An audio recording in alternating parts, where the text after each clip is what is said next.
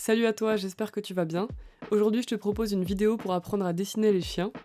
Il y a quelques années, je faisais des commandes de portraits de chiens et c'était vraiment cool, mais j'avais pas un niveau de dessin qui me permettait vraiment de m'éclater. Tout ce que je pouvais faire, c'était de la copie et ça m'ennuyait de plus en plus. Du coup, j'ai tout mis en pause et j'ai décidé de reprendre le dessin sérieusement pour pouvoir créer plus librement.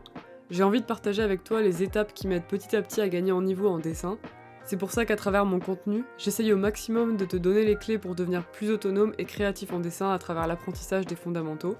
Donc dans cette vidéo, tu trouveras pas un tuto de 5 minutes pour apprendre à dessiner un chien une seule fois sans rien apprendre, mais plutôt mon processus de A à Z pour apprendre à dessiner n'importe quel animal, dans n'importe quelle pose, en passant par les fondamentaux comme l'anatomie et le volume. Ça te donnera des idées d'exercices à pratiquer pour apprendre à dessiner un chien, un chat, un éléphant, ou même une licorne, pourquoi pas. Voilà, donc si t'es motivé, c'est parti pour apprendre à dessiner un chien.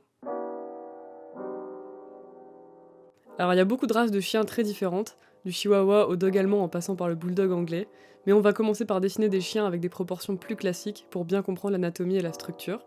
Donc déjà, on peut commencer par séparer le chien en 6 parties: la tête, le cou, les épaules et pattes avant, le torse, le pelvis et les pattes arrière, et la queue.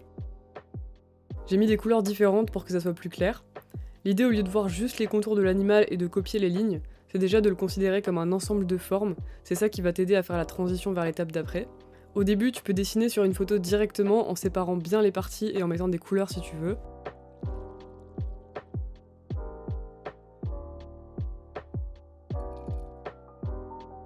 Après, tu pourras dessiner d'après modèle, et quand tu dessines, tu peux te dire en même temps, ok, donc ça c'est la zone du cou, ça c'est les pattes avant, etc. Tu verras, ça va déjà t'aider à mieux structurer ton dessin et à mieux représenter la réalité.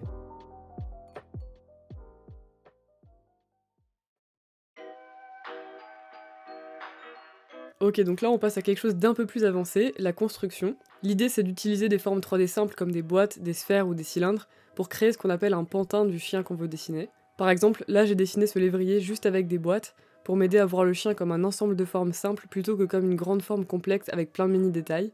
Pour ça c'est bien d'avoir déjà une compréhension de la perspective parce que ça va t'aider à bien placer les formes 3D dans l'espace.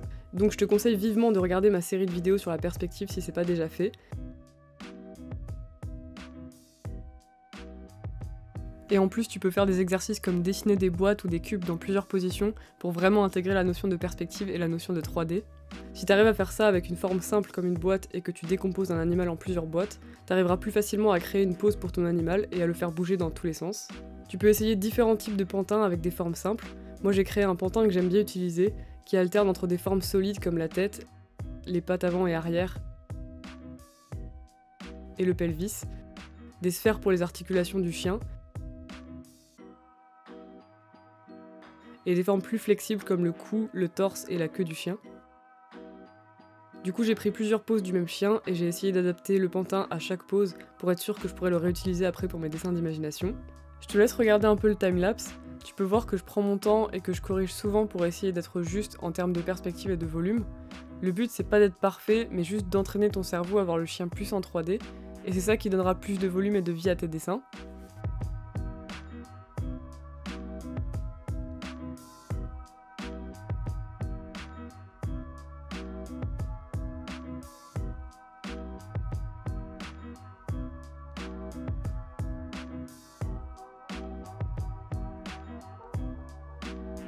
Après j'ai décidé d'y mettre des couleurs pour faire un peu comme pour la première étape et distinguer les différentes parties du corps du chien.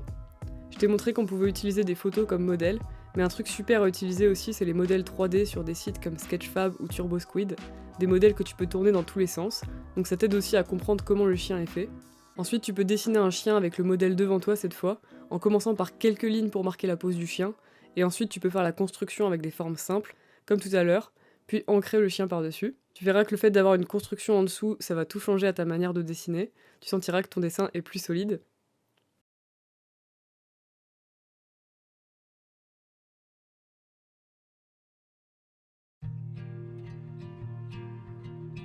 Alors maintenant, on va parler de la gesture. Je pense qu'en français, on dirait peut-être croquis rapide, mais ce que j'aime bien dans le mot anglais gesture, c'est la notion de gestuelle ou de mouvement. En fait, l'idée, c'est de capter l'essence d'une pose en quelques traits, à partir d'une photo et avec un temps limité pour justement éviter d'aller trop dans les détails. Donc voilà, saisir une attitude, une émotion, quelque chose d'un peu abstrait, En fait, on veut simplement donner de la vie à notre dessin sans trop penser à la technique. C'est important de pratiquer la gesture de temps en temps pour ensuite mixer ça avec la technique, ce qui évitera d'avoir des dessins trop rigides. Donc j'ai essayé des pauses de 30 secondes, 1 minute, 2 minutes et plus. En 30 secondes, c'est vraiment pas facile parce que le cerveau doit fonctionner à toute vitesse pour savoir quelle ligne il doit faire en priorité pour qu'on comprenne la pause. Après une session de 30 secondes, les sessions de 1 et 2 minutes paraissent plus simples parce qu'on prend l'habitude de poser très vite les lignes importantes, donc après on a plus le temps de détailler. Évidemment, c'est encore mieux si tu peux dessiner des chiens d'observation, donc d'après réel, si t'as un chien par exemple, ou sinon tu peux aussi aller en dessiner dans un parc. J'aime bien prendre comme modèle des photos de chiens avec des poses dynamiques ou des attitudes intéressantes. Je trouve aussi que ça donne des idées de poses pour les futurs dessins d'imagination. Je te laisse un lien dans la description vers un tableau Pinterest que j'ai fait avec différentes catégories de poses. Tu peux piocher des photos dedans et t'en servir pour tes sessions de gesture si tu veux. C'est important de connaître la structure de l'animal avec ses principaux os et muscles parce que ça va marquer la peau de l'animal à certains endroits et ça se verra surtout s'il est fin et avec peu de fourrure. Ça aide aussi à comprendre sa mécanique, donc comment il se déplace, etc. Et c'est le genre de petits détails qui rend le dessin plus vivant et plus crédible parce qu'on sent qu'il y a une connaissance de l'anatomie derrière. Pour étudier l'anatomie, t'as plusieurs options. Tu peux utiliser des livres, par exemple je te conseille le livre Anatomy for Artists de Elliot Goldfinger. Pour moi c'est le meilleur qui existe. Et sinon An Atlas of Animal Anatomy for Artists de Ellen Berger, qui est aussi très bien mais un peu moins complet je trouve. Les deux sont malheureusement en anglais, mais j'ai pas encore trouvé de livre sur l'anatomie animale en français. Après tu peux utiliser des modèles 3D pour faire tourner le squelette ou les muscles dans les positions que tu veux. Et sinon tu peux tout simplement utiliser des schémas sur Google ou sur Pinterest. Donc voilà, du coup tu peux commencer par prendre un modèle de chien et essayer de dessiner son squelette à travers la peau en t'aidant de tes ressources en anatomie. Tu peux déjà simplifier quelques éléments, par exemple je pense pas que ce soit très utile de détailler la cage thoracique et les os de la colonne vertébrale. Je te laisse le timelapse pour que tu vois un peu comment j'ai construit le squelette.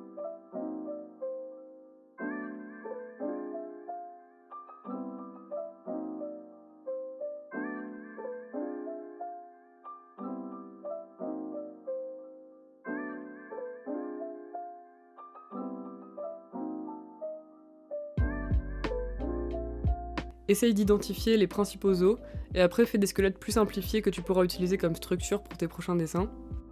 Donc là j'ai pris des modèles photos et je les ai dessinés en faisant juste un squelette très simplifié pour m'habituer à jouer avec le squelette du chien et voir dans quelle pose il peut être naturellement. Tu peux tester différents types de squelettes simplifiés et rester avec celui qui te convient le mieux. Alors c'est pas facile de trouver des références de squelettes pour des positions couchées ou assises par exemple. J'ai mis celles que j'ai trouvées sur mon tableau Pinterest, et sinon bah faut essayer d'imaginer avec toutes les infos qu'on a à quoi peut ressembler le squelette dans telle ou telle position. En ce qui concerne les muscles, ils s'enroulent autour des os pour les protéger et permettre leur mouvement. C'est eux qui vont donner une masse en plus qui va se voir à travers la peau, donc c'est bien de connaître au moins les muscles superficiels. C'est la première fois que je dessinais les muscles d'un chien, donc ce que j'ai fait c'est que j'ai pris mes références d'anatomie et j'ai essayé de construire les muscles au fur et à mesure en essayant de comprendre sur quels os ils étaient attachés et à quoi ils servaient. Grâce à cet exercice, j'ai vraiment senti le volume et la masse de tous ces muscles et ça m'a aidé à moins voir le chien comme une coquille vide quand je le dessine. Maintenant je visualise beaucoup plus la structure en dessous, donc forcément mes dessins sont moins plats. Au début, je t'avoue que j'étais un peu perdue avec tous ces muscles, mais j'ai vraiment pris mon temps pour faire cet exercice et en fin de compte, rien qu'en faisant ça, j'ai retenu pas mal de muscles avec leur nom, donc c'est plutôt cool. Un truc que tu peux faire, c'est essayer de trouver les marques des muscles ou des os sur les photos de chiens. Par exemple, là, je pense qu'on a les deltoïdes, donc je suppose que là, c'est le trapèze et là, les triceps. Derrière, on peut voir le muscle glutéal, les quadriceps et le biceps. Et on peut voir aussi le petit creux qu'il y a à ce niveau-là, où il y a ni os ni muscle. Et là aussi, on peut voir un peu les côtes. Avec la fourrure, on distingue beaucoup moins les muscles et les os, mais on voit des endroits qui sont plus bombés, comme au niveau de l'épaule ou de la cuisse, et qui correspondent à la masse des muscles et des os qu'il y a en dessous de la peau. Voilà, donc par rapport à toute cette partie, on peut penser que ça va un peu loin dans le détail, mais après ça dépend de ce que tu veux faire en dessin. Moi, je veux pouvoir dessiner le plus possible d'imagination et inventer des créatures, donc pour ça j'ai besoin d'en savoir le plus possible sur le réel avant de pouvoir m'amuser. À toi de voir quels sont tes objectifs en dessin et adapter aussi ton apprentissage par rapport à ça. Donc maintenant on arrive à la partie la plus fun, le dessin d'imagination. En fait c'est plus correct de l'appeler dessin de mémoire parce qu'on va pas sortir un dessin de nulle part, mais on va s'aider justement de tout ce qu'on a compris grâce aux exercices qu'on a fait avant, pour voir ce qu'on a vraiment retenu de tout ça. Je pense que c'est bien d'en faire un peu à la fin de chaque session d'entraînement, parce que la mémoire est fraîche à ce moment-là, donc ça aide à ancrer encore plus les connaissances. Si t'es comme moi, ça va t'énerver de pas réussir à dessiner telle ou telle partie du chien, donc après tu seras beaucoup plus attentif quand tu regarderas un chien. Par exemple, si t'arrives pas à bien placer les oreilles, la prochaine fois tu regarderas bien comment elles sont positionnées, et tu le retiendras beaucoup mieux. Ce que je fais, c'est que je dessine soit un squelette simplifié, soit une construction ou un mélange des deux pour m'aider à structurer mon dessin. Après, je dessine le chien par-dessus. Et ensuite, je vais trouver une photo de référence qui ressemble à peu près à la pose que j'ai fait pour corriger certains endroits et me rendre compte de mes erreurs. Là, il y a des erreurs notamment au niveau des pattes arrière, je pense, en termes de perspective et de compréhension de l'anatomie. Genre, je suis pas sûre que les pattes peuvent vraiment se plier comme ça. Donc voilà, ça montre que je dois encore travailler la perspective et la compréhension de l'anatomie. Mais je suis quand même super fière de ce que j'arrive à faire maintenant par rapport aux dessins d'imagination que je faisais avant.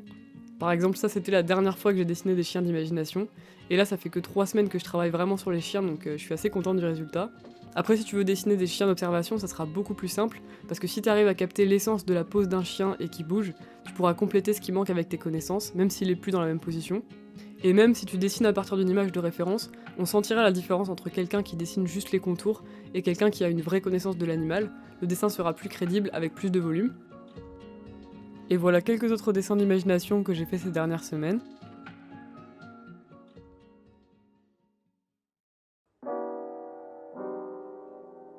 Et enfin, les détails. Donc quand je dis détails, je parle par exemple de la truffe, des yeux, des pattes ou de la fourrure. Je les mets vraiment à la toute fin parce que je pense que c'est bien de voir ça une fois qu'on a maîtrisé toutes les étapes d'avant. Déjà, on n'en a pas encore trop parlé, mais c'est vrai qu'il y a énormément de races différentes chez le chien. Entre un dog allemand et un chihuahua, il y a quand même une sacrée différence. En général, les proportions et les squelettes restent le même, donc faudra juste ajuster la taille. Et le crâne va être différent selon les races. Par exemple, là on voit le crâne d'un bulldog anglais qui est très différent du crâne d'un husky plus proche du loup. Bref, du coup, faudra regarder un peu tout ça si vous voulez dessiner une race en particulier. Ensuite, on peut regarder différents éléments comme les pattes, la truffe ou les yeux. On essaiera toujours de reprendre la logique de décomposer les formes complexes en formes simples. Par exemple, la truffe, je peux la mettre dans une boîte, et pour la patte, on peut la voir comme un ensemble de formes sphériques, de boîtes ou de cylindres. On peut aussi reprendre l'anatomie complexe puis plus simplifiée, en pensant aussi aux coussinets en dessous qui forment le volume sous la patte. Ça peut être intéressant de connaître l'utilité de certains éléments pour mieux les retenir et pas oublier de les dessiner. Par exemple, le philtrum sur la truffe du chien, c'est cette espèce de ligne qui sépare les narines, mais aussi la lèvre supérieure en deux. En fait, c'est comme un canal qui sert à faire remonter un peu de salive vers la truffe pour la garder humide, et c'est ça qui lui sert à mieux capter les odeurs dans l'air. Enfin, pour la fourrure, essaye de bien observer dans quel sens vont les poils. Si tu regardes bien, ils vont pas tous dans la même direction, mais surtout ils vont suivre justement la forme des os et des muscles sous la peau. Donc si tu fais bien attention à ça, avec la fourrure tu réussiras à donner encore plus de volume et de réalisme à ton dessin. Voilà, donc on arrive à la fin de cette vidéo. Pour tout te dire, j'ai vraiment passé 3 semaines à dessiner que des chiens. Donc quand je fermais les yeux avant de dormir, j'avais des images de chiens dans la tête, genre ceux que j'avais dessinés dans la journée, avec des boîtes en perspective ou de l'anatomie, ou des squelettes de chiens dans des positions différentes. Ça m'arrivait même de rêver de chiens la nuit, donc c'était assez fou. Et c'était super parce qu'en fait ça voulait dire que mon cerveau était en train d'intégrer toutes les informations que j'avais vues dans la journée. Du coup je pense que c'est bien de se focaliser sur un animal pendant un certain temps pour bien mémoriser ses caractéristiques avant de passer à un autre animal. Donc prends l'animal de ton choix et fais les exercices que je t'ai donnés dans cette vidéo un peu tous les jours, en alternant entre construction, anatomie, gesture, etc. Et à la fin de chaque session tu fais un dessin d'imagination, tu repères 1 ou 2 éléments que t'as pas réussi à faire, comme ça tu feras plus attention la prochaine fois quand tu dessineras d'après modèle. Voilà, donc n'hésite pas à me dire en commentaire ce que t'as pensé de la vidéo, ça m'aide à savoir si mon contenu est intéressant et si je peux améliorer des trucs pour les prochaines vidéos. Tu peux me dire aussi si tu voudrais que je fasse une vidéo comme ça sur un autre animal. Voilà, donc prends soin de toi et je te dis à bientôt pour la prochaine vidéo, ciao!